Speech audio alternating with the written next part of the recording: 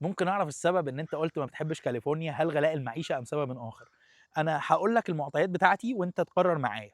دلوقتي أنا باقبض مرتب هنا وعايش في North Carolina، هاقبض نفس المرتب لو نقلت كاليفورنيا، مرتبي مش هيزيد لأن أنا شغال federal level، فأنا مرتبي مش بيعتمد على الولاية، أنا مرتبي بيعتمد على شغلي، وأنا باشتغل من البيت فباقدر أشتغل من أي مكان.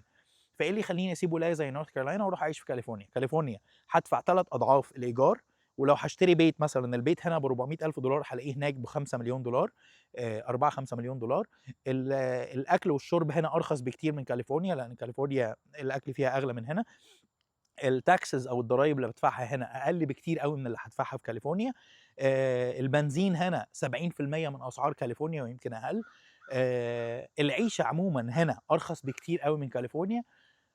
وفرق التوقيت هنا أحسن بكتير، فرق التوقيت عن مصر عشان أكلم أهلي أحسن بكتير من كاليفورنيا.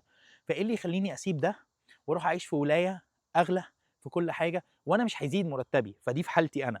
أنت كده فهمت أنا ليه باحب نورث كارولاينا وما باحبش كاليفورنيا، لأن حالتي الأفضل ليها كده على الورقة والقلم بالأرقام أفضل لي هنا. طيب لو أنا باشتغل في شركة مثلًا هتدّيني هنا 100,000 وتدّيني في كاليفورنيا 200,000، هانقل كاليفورنيا. ليه؟ لأن اللي متحمّل فرق المعيشة هي الشركة مش أنا. فاللي هاوفّره من ال200,000 لو أنا مثلًا هادّي لك مثال، لو أنا باوفّر من ال100,000 50، فهاوفّر من ال200 برضه 50 في كاليفورنيا. فيبقى مين اللي متحمّل فرق العيشة؟ الشركة مش أنا. لكن أنا لو وفّرته من ال200 هو نفس اللي وفّرته من ال100، فأنا هافضل شايل 50، فأنا ما خسرتش أي حاجة. في الحالة دي ممكن أروح أعيش في كاليفورنيا، ولكن شركتي أو المكان اللي أنا باشتغل فيه هو بيشتغل federal level، فهو بيدّيني نفس المرتب سواء أنا عايش هنا أو عايش في كاليفورنيا. دي الحاجة التانية. الحاجة التالتة أنا باشوف ناس جاية من مصر lottery بيروحوا على كاليفورنيا على طول، ما فيش أي سبب يخلّيك تعمل كده. حاجة تانية، ناس بتشتغل ب60 و70 ألف دولار وعايشين في كاليفورنيا. طب أنت إيه اللي جبرك على كده؟ يعني إيه اللي راميك في المُر؟ أنت ممكن تشتغل هنا ب60 و70 ألف وتدفع ربع اللي بتدفعه في العيشة، هتدفعه هنا وتعيش حياة أفضل من هنا بربع اللي بتدفعه هناك. فليه تبقى بتشتغل ب60، 70 ألف وقاعد في كاليفورنيا؟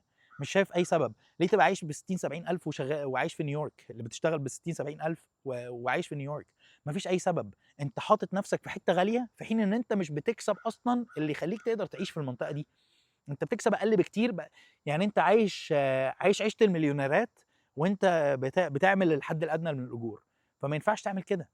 عيش في المكان اللي تقدر تعيش فيه. أنا باعمل الحمد لله فلوس كويسة، ولكن still عايش في ولاية زي دي، لأن أنا حتى لو عايش في كاليفورنيا لمّا آجي أشتري بيت مش هاشتري بيت في كاليفورنيا، لأن البيت هنا أبو 700,000 ب10.000.000 في كاليفورنيا. فليه أروح أشتري بيت ب10.000.000 وأقعد بقية عمري بادفع أقساط للبيت؟ ما أشتري بيت هنا في ولاية رخيصة ب700,000$ وأسدّه في كام سنة وأخلص منه. فده وجهة نظري يعني، مش حاجة ضد الولاية.